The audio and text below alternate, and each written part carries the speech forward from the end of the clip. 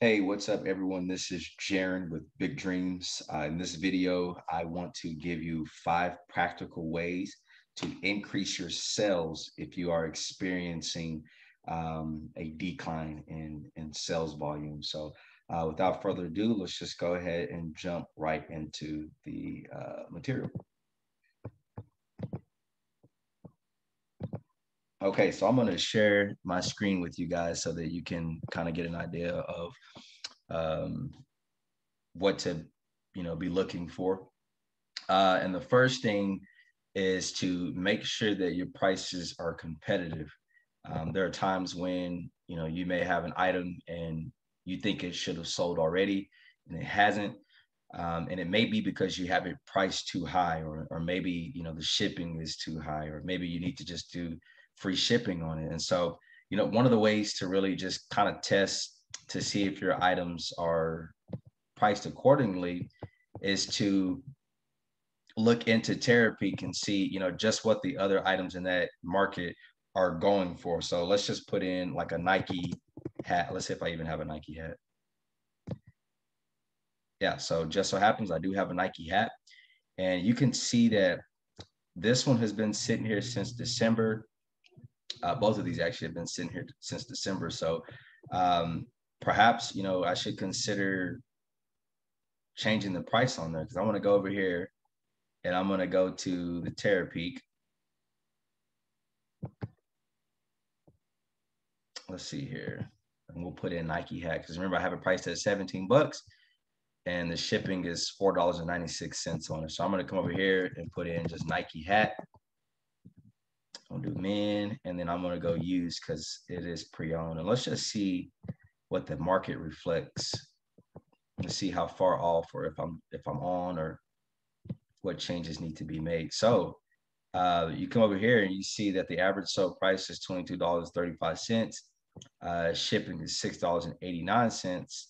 So you can see I'm actually below the market.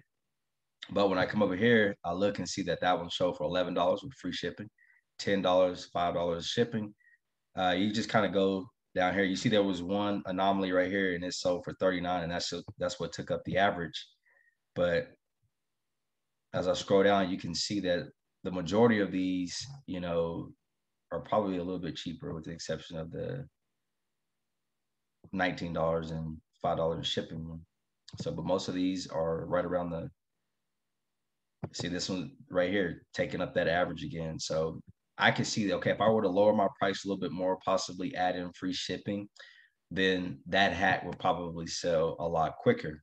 Because when you look over here, you can see just how many sales, like how many have been sold. There's been 1,211 sold.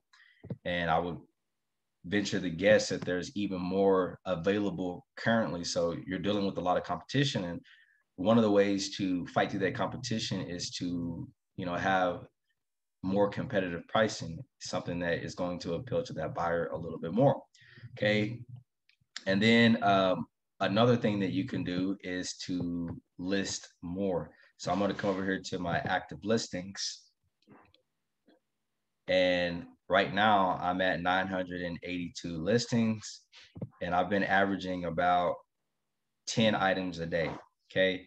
And theoretically, however many items you list a day, like let's just say that that's how many sales you can look to have. So if I'm only getting 5 sales a day, then that may tell me, okay, hey, and if I want 10, just go ahead and bump up the number of listings that I'm doing to 10 or to 15 or to 20. And from doing so, and keep in mind that you want to be listing good items that are in demand. But by you doing that, you're going to increase your chances of making more sales. Okay. And then another option is to send offers to buyers, or send offers to watchers. I know I usually like to do that from my cell phone. It's nice and easy.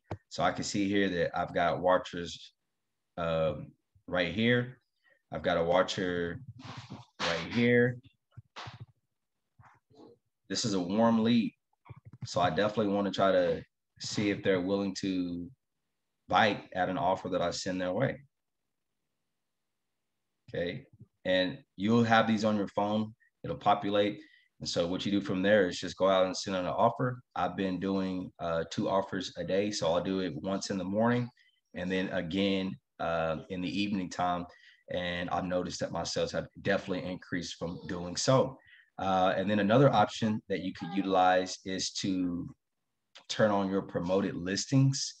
And so let's just take a look at, okay, so right here, promoted listings, you can see that a lot of these listings that I have on here are not being promoted right now. Some of them are, some of them aren't.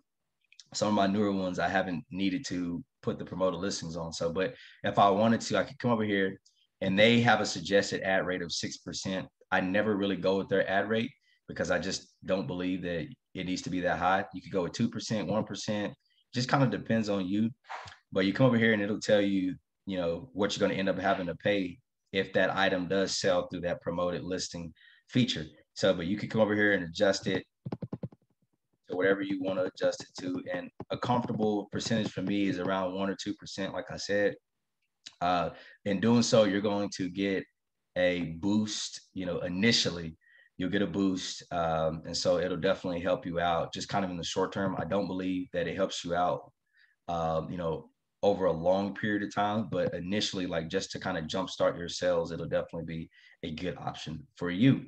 And then, okay, so lastly, this is a technique that, you know, some people do and some people don't. Some people frown upon it, some people don't. It just kind of depends on you. And I can attest to that it actually does work though. So, but essentially, what you could do if you have a listing that is just stale. So, for instance, I'm gonna sort this by date. You can see I have this item on here. It's been here since 2019. So this item hasn't been selling well, and this is a quantity listing, but let's say it wasn't a quantity listing, it's just been sitting in my store.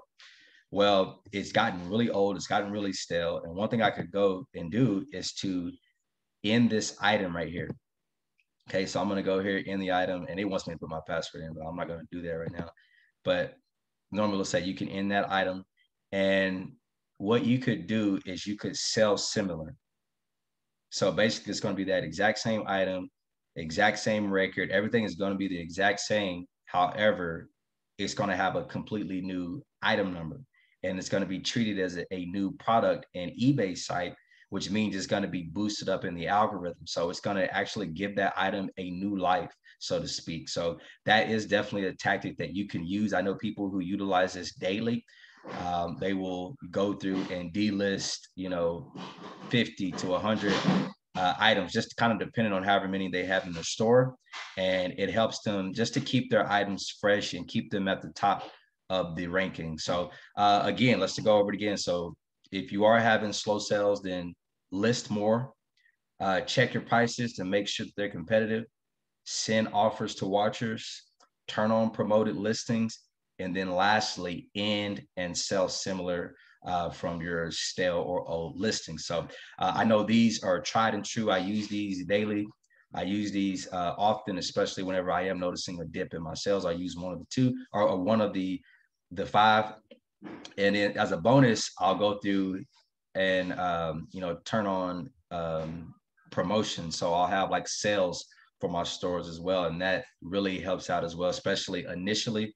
It'll give you a significant boost, you know, around 20% off, 10% off, 5% off sale. So, but these are just ways that you can increase your sales. If you have any other tips, leave them in the comments below. I appreciate you guys for tuning in to this video, and I hope you have a wonderful day. See you later.